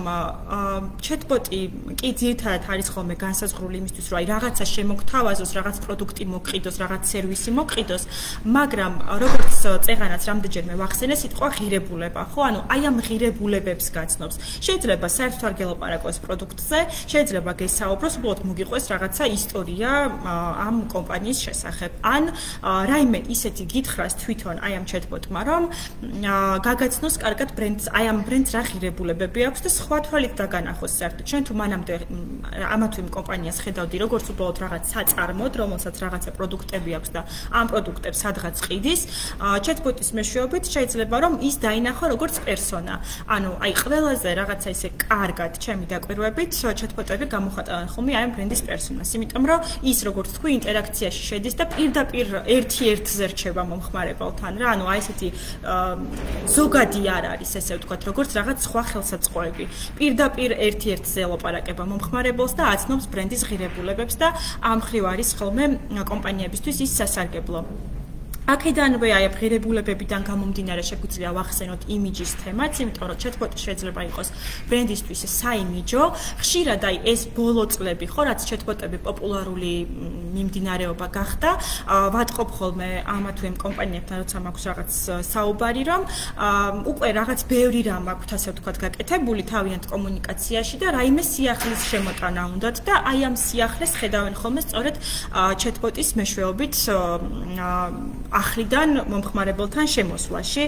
კომუნიკაციაში შემოსვლაში, ესე ვთქვათ, რომ რაღაცნაირად ახლიდან ჩამოიყალიბონ, ახლიდან გააცნონ, ახალი მომხმარებელი მოიზიდონ, ასე ვთქვათ, chatbot-ის მეშვეობით და ასე შემდეგ. მანამდე თუ ვინმე არ იცნობდა, მერე აი chatbot-ის მეშვეობით გააცნონ თავი და ერთი სიტყვით აი რაღაცა იმიჯის ჩამოყალიბებაში და ხო, კიდევ ერთი რაც იმიჯზე უნდა ვახსენო, ხშირად აქვთ ხოლმე ის მომენტიც, რომ აი რაღაც თითქოს ასოცირდებიან ეს ბრენდებთან, რომლებიც რაღაც სიახლეებს არ ჩამორჩებიან და ფეხდაფეხ მიხვებიან, იმიტომ რომ ეს chatbot-ი რადგანაც შედარებით ახალი ხილი არის, მიუხედავად იმისა, რომ როგორც თქვი, აი ჩვენთან ყოველთვის საქართველოში მართლა 2016-17 წლიდან აი ესე რაღაცნაირად ვნერგავთ ამ ყველაფერს, მაინც ახალია, ხო? მაინც ჯერ კიდევ აი ბევრს რო ეუბნები chatbot-ი რა არის, უიეგ რა არის გეკითხება. ამიტომ აი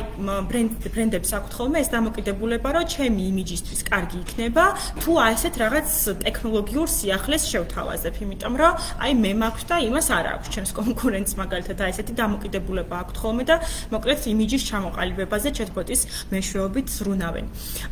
ასევე არის კიდე ერთი მნიშვნელოვანი ფაქტორი, რაც აი ყველა chatbot-ის შემთხვევაში შემიმჩნევია, რაზეც კიდევ მე მიმუშავია, პირდაპირ თუ ირიბად, ანუ როგორი ფორმითაც არ უნდა მემუშავა, ეს მენტორინგი იქნებოდა თუ უშუალოდ ჩემი აწყობილი იქნებოდა, ყველგან არის ხოლმე აი ეს მომენტი, რომ რადგანაც chatbot-ის დანიშნულება არის მომხმარებლის დახმარება, როდესაც ბრენდს აქვს chatbot-ი, ყოველთვის ასოცირდება, რომ ეს ბრენდი რაღაცა დამხმარე ტიპი არის. ანუ რომელი არქეტიპის ბრენდიც არ უნდა იყოს, ხო, შეიძლება სულ სხვა რაღაც არქეტიპს აერთიანებდეს ეს ბრენდი, მაგრამ ყოველთვის ეძლევა ხოლმე აი ეს მზრუნველი იერსახე, ესე ვთქვათ, რომ ანუ არის კომპანია, რომელიც მომხმარებელთან კიდევ უფრო მეტად ცდილობს დაახლოებას, დამეგობრებას, რაღაცა მასთან უფრო მეტად კომუნიკაციაში შესვლას, მას უფრო მეტ საშუალებას აძლევს, რომ და არხს უხსნის, ესე ვთქვათ, რომ უფრო მეტად დაუახლოვდნენ ამ ბრენდს, ამიტომ აი ეს რაღაცა მზრუნველის იერსახე ეძლევა ხოლმე ბრენდს და ამიტომ უყვართ მოკლედ chatbot-ებთან ურთიერთობა.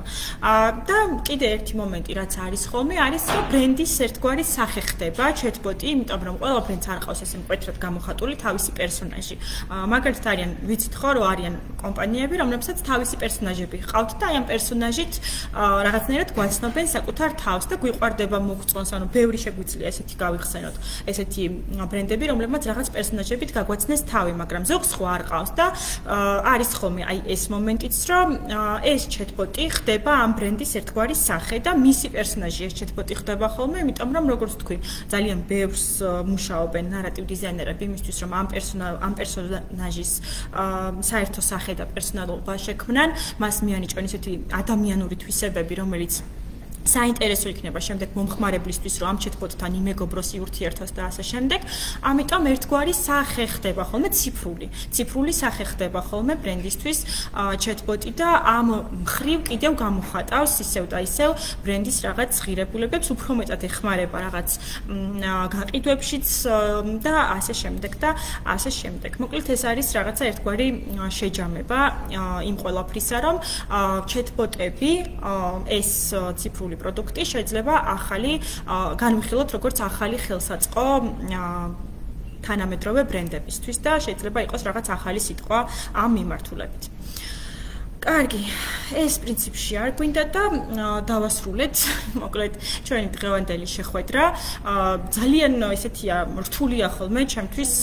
ამ თემაზე საუბარი, მოკლედ, იმიტომ რომ ძალიან ბევრი რაღაც აზრი მომდის ხოლმე, რომელიც ჩემი გამოცდილებით მე მინდა ხოლმე რომ გავაზიარო და სულ მიჭირს ხოლმე რაღაცა ლაკონიურად ამ ყველაფრის თქმა. ამიტომ შეიძლება რაღაცები მოვაკელი კიდევაც დღევანდელ ჩემს საუბარს და კიდევ რაღაცებზე არ ვისაუბრე, მაგრამ აი მოკლე შეჯამება ამ თემის ასეთი არის და რა ვიცი, მედია რომ მეტნაკლებად მაინც რაიმე ახალი და საინტერესო იყო. კარგი, ეგ არის მოკლედ ჩვენი დღევანდელი შეხვედრა. ლუკა, შენ გაქვს კითხვები? მარია, მე მეკითხები, აი როგორც თქვა რამდენიმე ის მარკეტინგის წარმატება საინტერესო ჩვენთვის რა გამოწვევია სწორად ამ მიმართულების განვითარებისთვის, იმიტომ რომ კომპანიები როცა ძალიან დიდი კი. ყველა კომპანია როგორც შევიდა კონკურენტმა კი. მაგრამ ანუ გრადობის თვალსაზრისით ცოტა არის გამოცდილება და ვაკროკარცუ ხიბლა და მოკლედ უბრალოდ წარმოქმნა როგორც შეიძლება ეს ყოველთვის ყოფილა ნაწილში ინტეგრირებული გამოწვევების ნაწილში ამხრივ და რა შეიძლება იყოს ეხა მიმდინარე გამოწვევები და როგორ ხედავ ამ ყოველთვის თქვათ შეიძლება წოდოს და კიდე ოპორტუნიტის კი, ან მე როგორც ნარატივ დიზაინერი ამ პოზიციიდან გიპასუხებ, ან მე რასაც ვაკვირდები ამ წლების განმავლობაში არის, რომ ყველაზე მთავარი გამოწვევა არის მაინც ცნობადობა თვითონ აი ამ სფეროსი. მართალია, ახლა როგორც წეღან აღნიშნე, ChatGPT-ის შემოსვლამ, აი ეგრევე ქართულ რეალობაშიც შექმნეს GPT-ური, ხო? ანუ ეგრევე დააწიეს, იმიტომ რომ მაგრამ ისიც ტექნოლოგიურმა კომპანიამ დააწია და არა სხვა ტიპის ბიზნეს კომპანიამ. ან ჩემი აზრით, ყველაზე აი რასაც სულ ვუყურებ ხოლმე და მე თვითონ ვაწყდები და მივდივარ კომპანიებთან ველაპარაკები მათ და რაღაცა ოფერებს ვთავაზობთ და ასე შემდეგ, ხო? ანუ ძირითადად არის ის, რომ კარგად არ არის ცნობადობა, ასე ვთქვათ, ამ სფეროში ამაღლებული. ანუ მე ვფიქრობ, რომ ყველაზე მთავარი გამოწვევა ჩვენი მხრიდან ეგ არის ნარატივ დიზაინერების მხრიდან და ხო, ну, პრინციპში ჩატბოტებს ვის ქმნის და კომპანიების მხრიდან, რომლებიც ჩატბოტებზე მუშაობენ ან მსგავს ტიპის AI პროდუქციაზე თუნდაც ვინც მუშაობს, რომ უფრო ალბათ მეტიც ვილაპარაკოთ, ანუ თუნდაც ესეთი კვირეულები უფრო მეტი ჩატარდეს, თვითონ კომპანიებსაც უფრო მეტი გავაგებინოთ, იმიტომ რომ მე პირადად მქონია შემთხვევა, როდესაც ვესაუბრები დაუშვათ რაღაც კომპანიას, რომელსაც სულ სხვა რაღაც გონია, ჩატბოტი, სულ სხვა წარმოდგენა აქვს, რომ ეს სხვა რაღაცაში დაეხმარება და აი თუნდაც ეს ნარატიული გადაწყვეტები საერთოდ არ აქვს და დღეს რასაც ვისაუბრეთ, ხო, ბრენდის პერსონალობასთან, რომ რაიმე კავშირი შეიძლება ჩატბოტს კონდეს, ამასთან საერთოდ ვერ აკავშირებენ ხოლმე როგორც წესი, იმიტომ რომ უფრო არის ხოლმე აი ეს დამოკიდებულება, რომ ჩატბოტი არის რაღაცა ღილაკებზე დაკლიკვა. ეს სხვათა შორის ჰაერიდანაც არ მოსულა ყველაფერი რა, იმიტომ რომ რამდენიმე უცხოური ტიპის პლატფორმა და ჩატბოტი გავრცელდა, რომელიც უფრო ეგეთი ტიპი იყო, რომ რაღაც ძალიან ავტომოპასუხეს რეჟიმში მუშაობდა, უბრალოდ რაღაც ღილაკზე დააკლიკავ ხელს და არანაირი ნარატივი და სულიერება არ გააჩნია, ასე ვთქვათ და აღიქვამენ როგორც პროდუქტს, რომელიც უბრალოდ შეიძლება ძალიან მარტივი მიზნებისთვის გამოიყენო, ესე ვთქვათ რა, რომ უბრალოდ რაღაცას ღილაკზე თით დააკლიკა, გაიგო ფასი რაღაც ის სიტყვაზე, მაგრამ იმის იქით, რომ ამ ჩატბოტს შეუძლია უფრო ფართო ინტერაქცია მომხმარებელთან, ძალიან ისეთ თემებზე, სხვადასხვა ბევრნაირ საინტერესო თემაზე საუბარი, ბრენდის რაღაც ღირებულებები წეღან რაც ვახსენე, რომ კარგად გააცნოს მომხმარებელს და როგორც ვიღაცამ კი არა, ჩატბოტი არის როგორი ტიპი, იცით, რომ ბრენდის თანამშრომელთან რო შეეძლოს ნებისმიერ მომხმარებელს ერთ-ერთზე დაჯდეს და ილაპარაკოს. დაახლოებით ასეთი ტიპაჟის შექმნა შეიძლება ჩატბოტისგან, თუ რა თქმა უნდა, კარგად დახარჯავ რესურსს და კარგად იმუშავებ რა ამ პროექტზე და სრულყოფილ ჩატბოტს გააკეთებ. მართლა რაღაც ეგეთი არის, რომ კომპანიის წარმომადგენელთან რო დავჯდე მე რიგითი მომხმარებელი და პირდაპირ რო მას ველაპარაკო, რაღაცა და მის შესახებ ძალიან ბევრი რაღაც რო გავიგო და ცოტაში დასამზარებლოდანაც რო რაღაცები გავიგო და რაღაცა ერთგვარი პირადი რაღაც კომუნიკაცია რო დავამყარო ბრენდთან. დაახლოებით ესეთი არის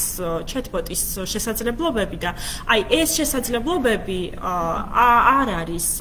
ესე ფართოდ გავრცელებული, ესე ვთქვათ რა, იმიტომ რომ ამაზე ბევრი არ ლაპარაკობს, ესე ვთქვათ. მე მქონდა მაგაზე გამახსენდა ეს ნაკადი რო დავიწყეთ ნარატივ დიზაინის კურსის ნაკადი. პირველი ლექცია უფრო გაცნობითი ხასიათის გვაქვს ხოლმე და ჩემმა სტუდენტმა მითხრა რომ ნარატივ დიზაინიო და ჩატბოტიო რომ არ მახსოვს ზუსტად რომელი იყო, მაგრამ რო დავგუგლეო მარტო თქვენი ინტერვიუები ამომიგდო ყველგანო და თქვენი ბლოგებიო და მეთქი ხო, ეგ არის, რომ ძალიან ესეთი არის რა, მოკლედ, ბევრი არ აქცევს ყურადღებას და გვაკლია უფრო მეტად ცნობადობა, ესე ვთქვათ. როგორ?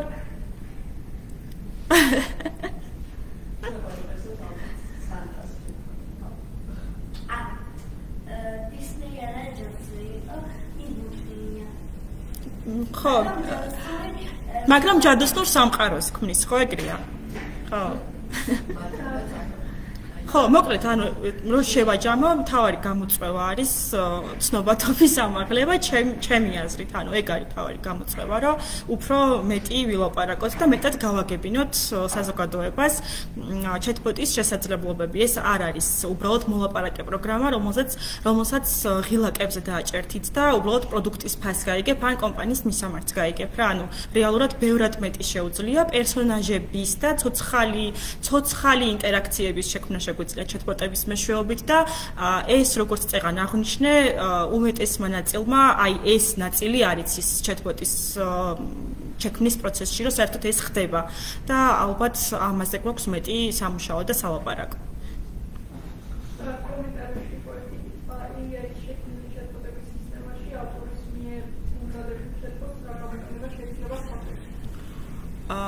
ავტორის მიერ მომზადებულ ნარატივ დიზაინერი იგულისხმება AI ჩატბოტების შემთხვევაში. ხო, AI ჩატბოტების შემთხვევაში ძალიან საინტერესო არის თუნდაც იგივე არქეტიპების გამოცდილება, რაც წეღან თქვი, იმიტომ რომ ისიც როდესაც იქნება, ChatGPT-ის შემთხვევაში, მაგ მაგალითს ვერ განვიხილავ ჯერ ერთი, იმიტომ რომ მე არ მიმუშავია, ესე ვთქვათ მაგაზე, და მეორეც კიდე ცოტა სხვა ტიპის ჩატბოტი არის, ესე ვთქვათ, რომელიც არ არის ხო რაღაცა კონკრეტული კომპანიის ღირებულების მატარებელი ჩატბოტი. როდესაც ჩატბოტს ქმნი რაიმე ბრენდისთვის, იქ უკვე ცოტა სხვა მიმართულება მუშაობს, ასე ვთქვათ, და იქ შემოდის ეს ასევე არქეტიპების მომენტი, შეიძლება რაღაც ტექსტებს პირდაპირ ნარატივ დიზაინერი არ წერდეს, განსხვავებით იმ შემთხვევებისგან, როდესაც არა AI ჩატბოტების შემთხვევაში, ხო, მთელ ტექსტს ნარატივ დიზაინერი აკეთებს, თითოეულ სიტყვას მომხმარებელმა რა უნდა მოიწეროს, ამან ეს როგორ უნდა გაიგოს და რა პასუხი დააბრუნოს, აქ ყველაფერს ნარატივ დიზაინერი წერს თავისი საკუთარი ხელით. AI ჩატბოტების შემთხვევაში შენ არ გიწევს მთლიანად მუშაობა, მაგრამ სამაგიეროდ მაინც გიწევს, ასე ვთქვათ, რაღაცა პერსონალობის განსაზღვრა. აი, რა პერსონალობა უნდა გქონდეს ამ chatbot-ს? როგორ უნდა ესაუბროს? თუ chatbot-ს მიუშვებ, ასე ვთქვათ, იმ დონეზე, რომ არაფერს არ ასწავლის საერთოდ და მას უბრალოდ გაუშვებ, ასე ვთქვათ, საზოგადოებამდე და ეტყვი, რომ აი, მათგან ისწავლე რაღაცეები,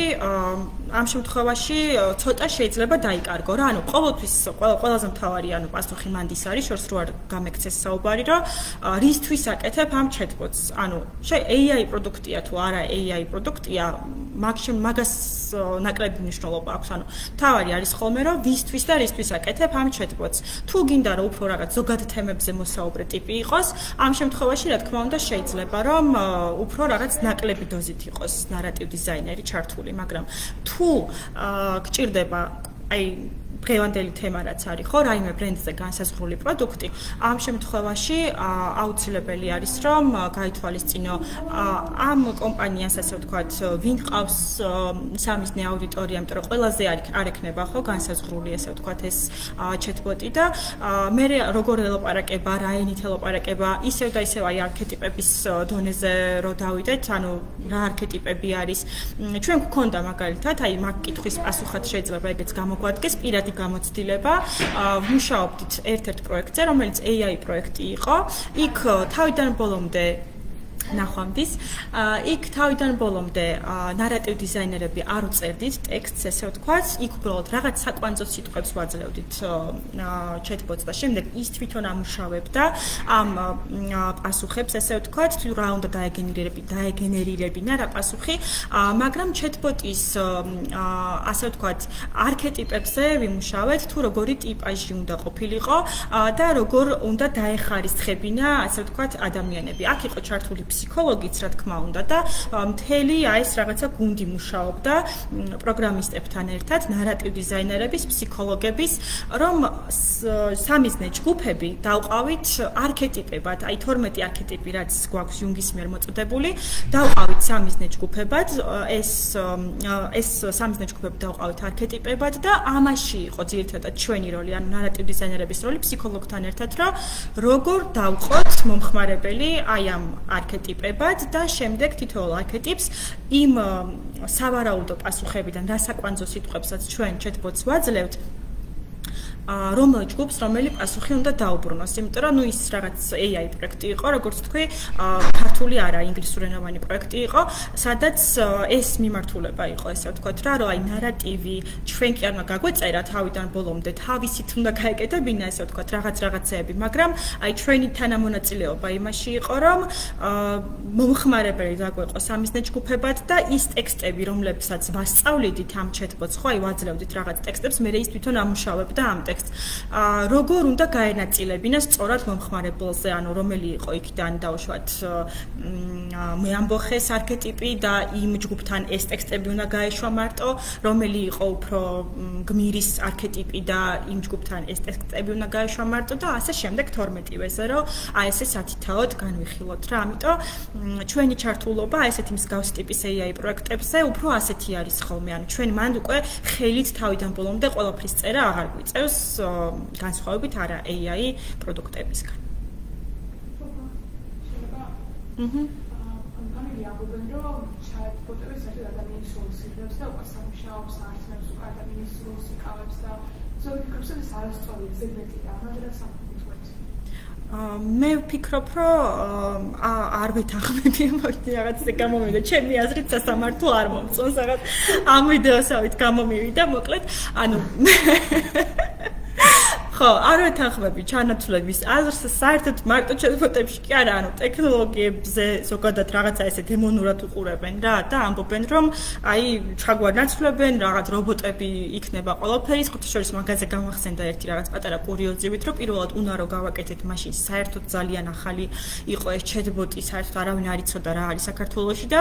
უნდა რომ გამოვიდა, იქ მიდიოდა კომენტარები, რომ ადამიანზე მეტად რობოტი გიყვართ, მოკლედ აღარ გავაგრძელებ, ბევრი გვანძღეს მოკლედ რომ შევაჭამო და ხო, ანუ რეალურად არავინ ჯერ არ არის ეგეთი შემთხვევა, რომ chatbot-მა, ყოველ შემთხვევაში აი უშუალოდ chatbot-ის კომპეტენციით თუ ვილაპარაკებთ, chatbot-ს ჯერ არ ყოფილა ეგეთი პრეცედენტი, რომ თანამშრომელი ჩაენაცვლებინოს. chatbot-ი არ ანაცვლებს თანამშრომელს, ის უბრალოდ უმარტივებს თანამშრომლებს თავიანთ საქმეს. მაგალითად, თუ სოციმედიას თუ განვიხილავთ, მაგალითად, ხო, იმიტომ რომ chatbot-ი ხო ძირითადად სოციმედია პროდუქტია ხოლმე, ამიტომ Messenger-ში და მსგავსი ტიპის არხებში შენდება. და ხშირად ამბობენ, რომ აი ეს სოციმედია მენეჯერები, გვერდების ადმინები რაღაც რჩებიან თითქოს სამსახურის გარეშე. არ რჩებიან სამსახურის გარეშე, აი ყველა იმ ნებისმიერ პროექტზე შემიძლია თქვა ვისთანაც მითანამშრომლია, რომ მიუხედავად იმისა, რომ chatbot-ის ცემს პასუხს, ანუ 100%-ით პროგრამას მაინც ხო ვერ ანდობ, ასე ვთქვათ, შენ საქმეს ყოველთვის არის იქ რაღაც ისეთი კითხვა მომხმარებლისგან, რომელსაც chatbot-ში, ასე ვთქვათ, ვერ ჩააშენებ და ესეთი შეიძლება იყოს უამრავი ესეთი კითხვა. chatbot-ი უფრო შექმნილი არის მაინც აი ყველაზე ხშირად დასმული შეკითხვები რო ამოწყუროს, ასე ვთქვათ, ამა თუ იმ კომპანიის ან რაღაც თემის შესახებ. უფრო აი ესეთი შაბლონური კითხვები რო ამოწუროს ხოლმე, რაც შეიძლება ადამიანისთვის მომაბეზრებელიც იყოს, რომ აი copy paste-ით, აი ჩვენ გვქონია ხოლმე შემთხვევები, როცა მოდიან და გვებნებიან, რომ მოგვაშორეთ, აი რაღაცა გაგვიკეთეთ ეს ბოტი იმისთვის, რომ აი copy paste-ი არ დაჭირდეს ჩვენს ადმინს, იმიტომ რომ ერთ და იგივე კითხვა 50 ჯერ შემოდის დღეში და უკვე იმდენად გაზეპირებული აქვს, რომ დაინახავს კითხვას, პირდაპირ Word-ის ფაილში უწერია პასუხები და აფეისტებს და აგზავნის და აი ეს რუტინა რომ მოეშორებინათ, ესე ვთქვათ, თავიდან მაგისთვის შემოიღეს იდეაში chatbot-ების როლი და არანაირი თანამშრომელი ჯერჯერობით ყოველ შემთხვევაში ამას არ ჩაუნაცვლებია და ვერც ჩაანაცვლებს, ჩემი აზრით, ჯერჯერობით ყოველ შემთხვევაში არ გვაქვს ისეთი განვითარებული ტექნოლოგია, მით უმეტეს საქართველოში შემიძლია ვთქვა, რომ პირდაპირ ესე ავიღოთ, chatbot-ი დავსვათ სრულიად მარტო და ადამიანი საერთოდ უგულებელყოთ, ესე ვთქვა და არ გვჭირდება ვთქვათ ადამიანზე, ამიტომ რაღაცნაირად თანამშრომლობა უფრო არის ხოლმე ეს chatbot-სა და ადამიანს შორის, ვიდრე ჩანაცვლება. ვერ გამოვრიცხავ, რომ სამომავლოდ ისე არის, იმიტომ რომ ძალიან ვითარდება რა და ისე შეიძლება დაიხვეწოს რაღაც მომენტში, რამდენიმე წელიწადში, რომ შეცვალოს რაღაც მხრივ მართლა ადამიანი და სრულიად საკმარისი იყოს chatbot-ი იმისთვის, რომ მომხმარებლის ყველანაირი კითხვა და ინტერესი დააკმაყოფილოს. მივდივართ ამ მიმართულებითაც და შეიძლება მსგავსი რაღაც მოხდეს, თუმცა ჯერჯერობით ამ ეტაპზე არ გვაქვს ეგეთი პრეცედენტი და ნახოთ აბა დაველოდოთ. მე მაინც ფიქრობ, რომ ანუ chatbot-ის დანიშნულებას თუ განვიხილავთ როგორც მომხმარებელთან კომუნიკაციის დანიშნულებას, ანუ იმ ადამიანების როლს მაინც ვერ ჩაანაცვლებს ბოლომდე, მარტო კითხვებზე პასუხის გაცემა ხო არ არის ამ ადამიანების სამსახური. სხვა რაღაცებსაც აკეთებენ ისინი რეალურად და ამიტომ chatbot-მა შეიძლება უბრალოდ აი ეს ერთი ნაწილი, როგორც არ უნდა განვითარდეს, ეს ერთი ნაწილი შეუმსუბუქოს, ესე ვთქვათ, მაგრამ სხვა დანარჩენი საქმეები მაინც იგივენაირად დარჩება. იგივე სოციმედია მენეჯერს, მაგალითად, რომელსაც სხვა მილიონი საქმე აქვს, თუნდაც რეპორტების მომზადება, დავუშვათ ჩაანაცვლა chatbot-მა. აი რო ავიღოთ მაგალითისთვის რა, კომპანიას ხო აინტერესებს რეპორტები, აინტერესებს ანალიტიკა, აინტერესებს ყოველთვიურად რამდენი მომხმარებელი ესაუბრა, რა იყო უფრო მოთხოვნადი პროდუქტი და ასე შემდეგ. ვინმე მხონდა შეკრას ეს მონაცემები საიდანმე, ამიტომ შეიძლება აი ამ მიმართულებით წავიდეს, რომ აი ეს ადამიანი გახდეს შემდეგ უბრალოდ აი ამ chatbot-სა და მომხმარებელს შორის დამკვირვებელი, რომელიც აგროვებს ამ ინფორმაციას და შემდეგ კომპანიას რაღაცა რეპორტს უკეთებს, რომ აი ჩვენ ამ თვეში ასეთი სურათი გქონდა, ეს გვაქვს გამოსასწორებელი ან ის. მოკლედ, ანუ ახალ შესაძლებლობებს გააჩენს საბოლოო ჯამში. მე ასე ვფიქრობ და აი ესეთი რაღაც პირდაპირ ჩანაცვლება chatbot-ის კუთხით ალბათ ჯერჯერობით არ მოხდება. არაფრის. კიდევ ხო არ არის რამე ეს შეკითხვა? ან უბრალოდ მოსაზრება რა ვიცი. არა. ხო, რავი აბა. მაშინ მეც არ მაქვს პრინციპში კითხვები. თუ მეტი რამე საინტერესო კითხვა არ არის, შეგვიძლია პრინციპში. გახსნილი პლატფორმა არ არის. არ არის. ხო, გახსნილი პლატფორმა სამწუხაროდ არ გვაქვს, რომელზეც შეხვალ და აი ესე პირდაპირ აწყობ რაღაცას. ასეთი არ არის. ხოთა შორის აი ახლა არის რაღაც კომპანიები, რომლებმაც აქტიურად დაიწყეს რაღაცების გაკეთება, მაგალითად Demolab არის ესეთი კომპანია, რომელიც საკმაოდ დაინტერესდა chatbot-ებით და ამას წინათ ვნახე, რომ უმუშავიათ სექსუალური განათლების chatbot-ზე. რომელიც ხოთა შორის ჩვენც გვქონდა თავის დროზე ამის გაკეთების სურვილი და იდეა რომ გაგვეკეთებინეთ, რომ ფიქრობდით რომ საინტერესოა და ეგრე მოკლედ ანუ არის ნელ-ნელა ანუ შემოდის რაღაც კომპანიები, რომლებიც ამაზე აქტიურად მუშაობენ. თუნდაც აი წეღან რაც თქვი რომ როგორც კი ChatGPT გამოჩნდა, ეგრევე პულსარმა ეგრევე დააწია GPT-ური, ანუ მომენტალურად თვითონაც რომ აი რაღაც აი ქართულადაც შეგვიძლია თუ რაღაც ეგეთი სვლა იყო და სწორი სვლა იყო, ანუ კარგად გააკეთა რა, რაც გააკეთა. კიდე არის ერთ-ერთი ესეთი სტარტაპი, პლატფორმა არ აქვს, ესე ღია Selen AI თუ Kelen AI ქვია, ბუდიშტის სახელს არასწორად ვამბობ, ზუსტად როგორ გამოითქმის არ მახსენდება, მაგრამ მათაც აქვთ უკვე ეს მიმართულება ძალიან აქტიურად ხმოვან ასისტენტებზეც მუშაობენ უკვე. მეც ვნახე 1-2 მათი ნამუშევარი და ძალიან მომეწონა და ესე კარგ ნაბიჯებს დგამენ მოკლედ ამ მიმართულებით რა. ასევე არის შემხვდა რაღაც პერიოდის წინ დასაქმების მიმართულებით HR მიმართულების chatbot-ებს ქმნიდა, ანუ უშუალოდ ეს მიმართულება ქონდა, გააკეთა პლატფორმა, სადაც შეგიძლია HR მიმართულების chatbot-ს ესაუბრო და ამით სამსახური იშოვოთ რაღაც ეგეთი რო წარმოვიდგინოთ რა. ამიტომ მოკლედ ანუ აი ნელ-ნელა მივდივართ იქითკენ რომ სხვადასხვა სფეროში და სხვადასხვა მიმართულებით დაინახეს ამის გამოყენება და მე ძალიან მინდა რომ უფრო მეტი ქართული პლატფორმაც შეიქმნას და უფრო მეტი ის იყოს კონკურენტული გახდეს რა უფრო მეტად ეს ყველაფერი.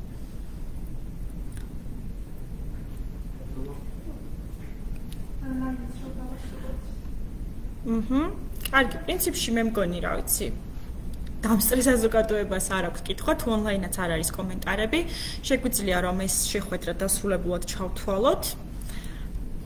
მადლობა ყველას, ვინც მოგვისმინა.